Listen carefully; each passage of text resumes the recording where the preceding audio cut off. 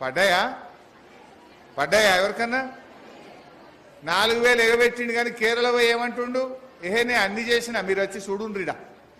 ఏం చూడాలి కేరళ వాళ్ళు వచ్చి 4000 ఇచ్చినావు నీ ముఖానికి అంటే అందుకే అన్న నేను ఇంట్లో ఈగల మోత కేరళలో పోయి పల్లకీల మోత ఈడనేమో అన్ని ఎగబెట్టిండు ఉన్న స్కీములు బంద్ పెట్టిండు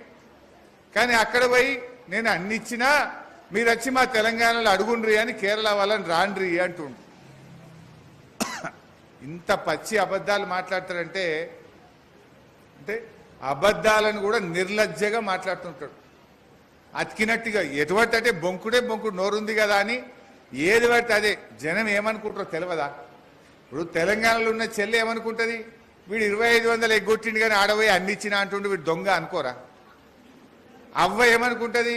అరే వీడు కేసీఆర్ ఇచ్చిన 2000 ఇస్తుండు వీడు 4000 ఇస్తాను మోసం చేసిండు కానీ వీడు పోయి గాడ 4000 ఇచ్చిన అంటుండు వీడు మోసకారి అని అవ్వ అనుకోదా అనుకుంటుందా అనుకోదా మోసకారి అనే విషయం అర్థం కాలేదా ప్రజలకు ఈరోజు रमजान का तोहफा बंद कर दिया बतकम्मा का శాడీ బంద్ हो गया ఏమన్నారు ఇంకా కేసీఆర్ ₹1,00,000 ఇస్తుండు పెళ్లికి నేను తులం బంగారం కలుపుతా అన్నాడు వచ్చేనా ఎన్ని తులాలు వచ్చినాయి ఎంతమందికి వచ్చినాయి అన్ని ఉత్తమ ముచ్చట్లే అన్ని అబద్ధాలు మాయ మాటలు చెప్పి గద్దెకెక్కిండ్రు ప్రజల గుండెల మీద దన్నిండ్రు రైతులకు కూడా మోసం అంతేందుకు ఇవాళ పొద్దుగాల నాకు ఎవరో ఒక అవ్వ చెప్తుండే నేను అటు తిరుగుతూ ఉంటే సారుగా మంచినీళ్ళు కూడా జర వాసనత్తున్నాయి మిషన్ భగీరథ నీళ్లు మొన్నట్లే కత్తలేవు అన్నది మనకు ఏదైతే మంచినీళ్ళు వచ్చేదో కేసీఆర్ నల్లబెట్టి మిషన్ భగీరథ నీళ్లు ఇచ్చిండో ఇప్పుడు 3-4 రోజులకెళ్ళి జర వాసన వస్తున్నాయట పొద్దుగాల ఫోన్ చేసిన ఆర్డబ్ల్యూఎస్ వాళ్ళకు ఏమైందయ్యా కట్నీళ్ళు పెట్టిన పొయ్యిలకు ఇచ్చినాం ఇంత అలమేసి దాన్ని మంచిగా ఫిల్టర్ చేసి నీళ్ళు ఇయ్యే శాతం అయితే లేదా అని